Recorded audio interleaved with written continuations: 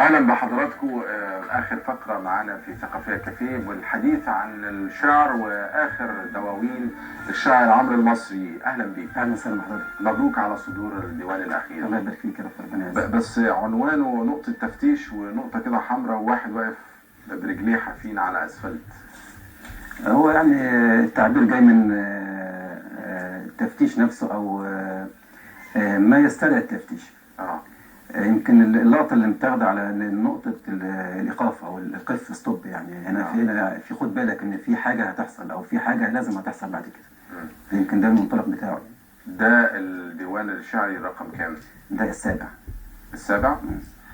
طبعا في دواوين شعريه قبل كده. الديوان الاول بعنوان اشعار متحرره، ديوان بعنوان نبع العشق، وديوان ثالث بعنوان عشقنا او عشقنا الحب، ديوان رابع في عز الليل، وخامس لحظة لقا، والديوان السادس قصر النيل. بس في قصيدة جامدة يعني ورائعة، وبتحس ان انت بتنتصر لعدد من الذكور المغلوبين على امرهم في الحياة. عمرو المصري بيقول في قصيدة بعنوان على المكشوف، تسمح لي اقول بعض اتفضل طبعا. ورحمة حبك الصاحي دفنتك تحت رجليا، ودست عليكي على الاخر فما تحاوليش، هتبقي زي ما لقيتك، انا اللي بنيت وانا عليت، ولو عايز اهدك كنت هديتك، لكن ولو عايز اهدك كنت هديتك، ولو عايز اهدك كنت هديتك، لكن قلبي ما طوعنيش، ومن الاخر خلاص خلصت. لحد ما بتقول في بحر الغش والتدليس سطور بتحن للوحلة، وقعدت كيف، ولما الكيف يلعبها يبان عيبها. يا خبر ابيض.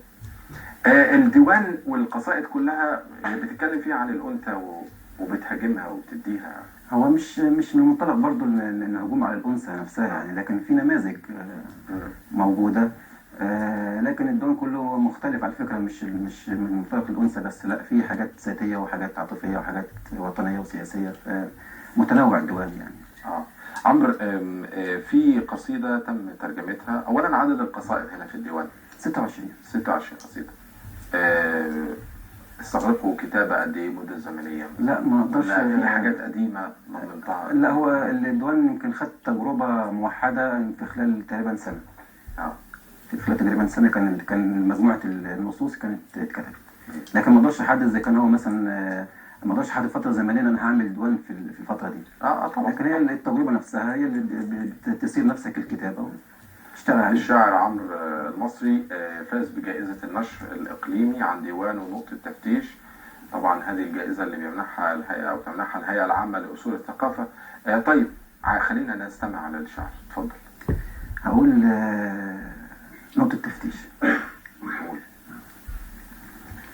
ولأن عليك يا مولاتي، ولأن عليك يا مولاتي جواز السفر المستخرج من قسم الشرطة التابع مديرية أمن العشاق. ولأن عليك يا مولاتي جواز السفر المستخرج من قسم الشرطة التابع مديرية أمن العشاق، ومدون في سجلات الروح إني مسافر لحدودك، وما كنتش هعرف إني هيتم القبض عليا لما أوصلك، مع إني بحبك، وفي حبك اتعلمت فنون الشعر وعرفني الشعر، وفطمت القلب عليكي، واتعلمت إزاي أتنازل عن عزة نفسي معاكي. اتعلمت إزاي أتنازل عن عزة نفسي معاكي ومش خجلان.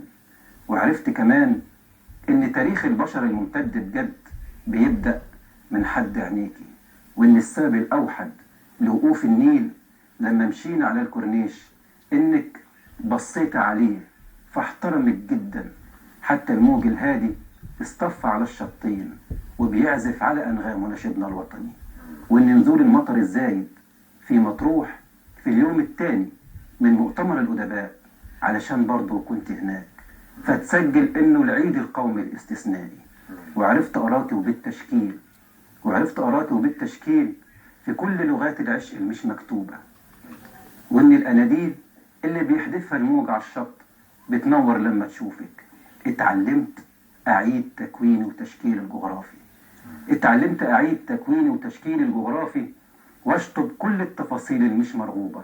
كلمة في سرك، اتعودت أكون اللعبة اللي بتكسرها إيديكي ومش ندمان.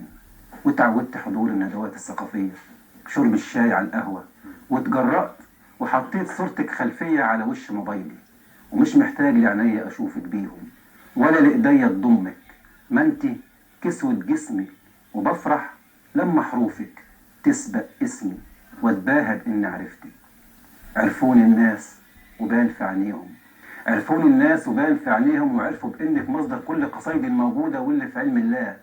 عرفوني بإني بحبك، وأكتر واحد بيحبك على وش الأرض.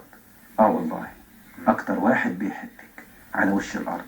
ولأنك مرسومة على جسم خريطة ومحيطة بكل اليابس والأخضر وبحور الشعر، وكأن الشمس قصيدة وبنت حويطة مش عايزة تغيب عن وشك أبدا. بتغازل موج البحر وتنزل تغطس تغسل ضفايرها ونن عينيها، علشان لما هتطلع تاني عايزة تشوفك أجمل. وعروقي زي خطوط الطول والعرض، وعروقي زي خطوط الطول والعرض، وبفرض بإني عشقتك ومخبي القلب النازف عشق عشانك. بيعاني الموت خبيته في شنطة عمري، وعمري ما كنت مخالف لقانون العشق المسموح. يتم القبض عليا والله ما كنت مصدق إني هنت عليكي وقفلت حدودك، وبإيدك لغيت وجودك من جوايا، ورميتي السلك الشايك بيني وبينك، وانا بيني وبينك بلعن خوفك اللي هزمني ومنعني من اني اشوفك، وكأني متبلغ عني من حرس البرج الواقف فوق اسوارك. والقلب النازف عشق عشانك بعد ما كان بيعاني الموت اتنفخت فيه الروح، وفي اول نقطة تفتيش اتصادر مني. جميل جميل. عمرو، انت من قنا. تمام. اللهجة طبعا العامية لهجات مختلفة. اكيد. هل كتبت او قدمت حاجة باللهجة الصعيدي؟ هو طبعا اكيد الواحد لان انا ملاحظ في القصيدة اللي تفضلت بيها دي لهجة عامية مصرية يعني. اكيد بطبيعه المعيشه والجو اللي احنا بنعيشه، لكن الواحد ما بينساش اصله، ما بينساش الطبيعه بتاعته، ما بينساش جذوره فين يعني. يمكن الحاجات اللي بكتبها حاليا او الديوان المنتظر انه ينزل في الفتره اللي جايه عباره عن حاجه اسمها مربعات في فن الواو. معروفة طبعا. سليم. هي كلها باللغه بس مش ملاحظ انه يبقى الديوان السادس او السابع ليك اخيرا ستنتصر للهجة العامية الصعيدية وتقدم حاجة في فن الواو، مع انه ده المفروض يبقى بكارة ابداعك حاجة عن الموضوع ده. ما احنا اتفقنا من الاول انها حالات. يعني هي الحاله اللي بتفرض عليك. مش انت اللي بتقول انا هعمل، لا ده هي الحاله بتقول لك اعملني كده. القصيده بقول لك اكتبني بالشكل ده، انا عايز اطلع كده. والحاله نفسها بتقول ده خلاص. انت بتمسك القلم وبتبتدي تقول اللي انت حاسه بالشكل اللي هي عايزاه. طب ممكن تخصنا بحاجه ما كتبت في فن الواو؟